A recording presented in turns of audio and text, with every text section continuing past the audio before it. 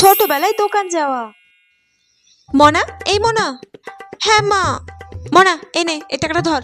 এই টাকাটা দিয়ে 2 কেজি আলু, 500 পেঁয়াজ আর একটা লবণের প্যাকেট নিয়ে আসবি, ঠিক আছে? 2 কেজি আলু, 500 পেঁয়াজ আর একটা লবণের প্যাকেট।